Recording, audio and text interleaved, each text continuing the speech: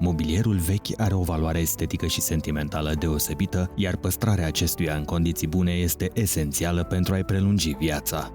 Există două metode principale prin care mobilierul poate fi adus la o stare acceptabilă sau chiar la o stare aproape nouă: restaurarea și recondiționarea.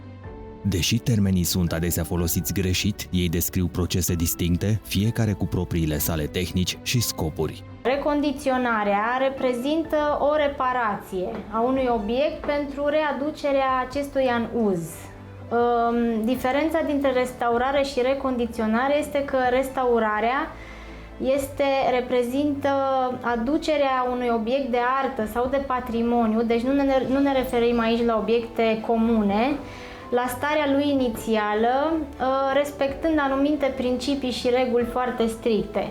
Restaurarea mobilierului implică un proces meticulos și detaliat care urmărește să aducă piesa cât mai aproape de starea sa originală. Scopul este de a păstra și repara cât mai mult posibil din materialul original și de a respecta designul și metodele de construcție originale. Acum, dacă recondiționările pot fi făcute de diversi oameni pricepuți, restaurările nu pot fi făcute de aceștia. Deci este imperios necesar ca un restaurator să aibă școală, să aibă studii în domeniu. Adică nici nu se poate numi restaurator dacă nu are studii în domeniu. Dacă procesul de recondiționare urmărește redarea unui aspect cât mai nou a unui obiect, restaurarea prioritizează păstrarea materialelor originale. Dacă un element este deteriorat, se încearcă repararea acestuia mai degrabă decât înlocuirea. Dacă vorbim despre restaurare, aici discuția este mai amplă, pentru că restaurarea se referă la obiectele de artă, la obiectele de patrimoniu, la obiectele care ajung de obicei în colecții și în muzee. La restaurare există niște principii și niște reguli foarte stricte pe care restauratorul sau conservatorul le dobândește în foarte mulți ani și în foarte mult timp de lucru și pe care le aplică întocmai. Aici avem, de exemplu, tablouri pe care trebuie să le restaurăm, sau avem obiecte foarte vechi de mobilier sau obiecte decorative care au aparținut cuiva sau care sunt foarte vechi și atunci trebuie să respectăm tehnicile de restaurare, trebuie să respectăm materialele care au fost folosite inițial pentru crearea obiectului, trebuie să respectăm filozofia restaurării și toate principiile care vin cu aceasta.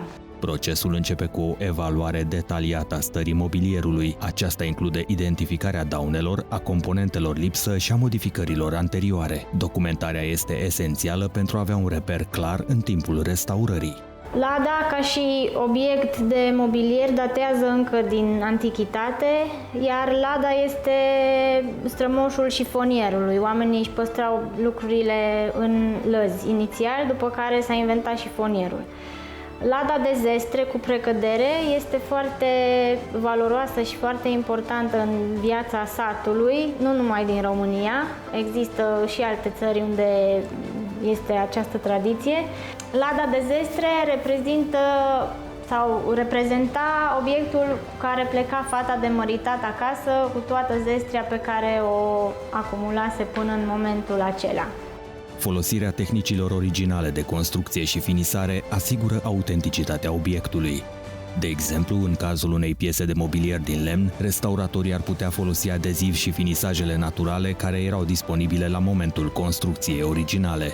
Există și lavițe lungi de 5 metri și acestea erau tăiate poate chiar în 3 sau în 4 și acestea s-au găsit și s-au unit după mult timp. Deci sunt foarte multe povești interesante și niște tehnici de pictură pe care eu cel puțin le las prezente și una dintre ele care mi se pare fascinantă este că unii pictori făceau cel puțin aceste petale de la flori cu buricul degetului și la multe petale se vede amprenta pictorului, care are și 200 de ani. Deci e foarte important să lăsăm acești martori și patina pe obiecte. Restauratorii pot apela la tehnici de pictură manuală pentru a reface elemente decorative. Dacă un element este deteriorat, se încearcă repararea acestuia mai degrabă decât înlocuirea. Doar în cazuri extreme se folosesc materiale noi și atunci acestea trebuie să fie cât mai apropiate de cele originale. Intervențiile pe acest tip de obiect, care este foarte valoros și este un obiect de patrimoniu, lada de zestre, se fac cu o foarte mare atenție de către restaurator. Și anume, fiecare obiect e unic și fiecare ladă de zestre e unică. În ce sens? În sensul în care fiecare ladă a stat într-un microclimat. Unele au stat înăuntru, unele au stat în exterior, unele au stat în fum, unele au depuneri de ceară. Este foarte important să facem teste, mai ales de curățare, înainte de orice intervenție. Pentru că dacă nu știm exact ce este pe aceste lăzi, nu știm cu ce se poate înlătura. Și atunci se fac câteva teste de curățare, identificăm ce straturi de murdărie există și le înlăturăm cu soluția optimă și corespunzătoare. Atât restaurarea cât și recondiționarea mobilierului sunt procese valoroase care permit prelungirea vieții și a frumuseții pieselor de mobilier. Alegerea între restaurare și recondiționare depinde de valoarea piesei, de starea sa actuală și de scopul final dorit.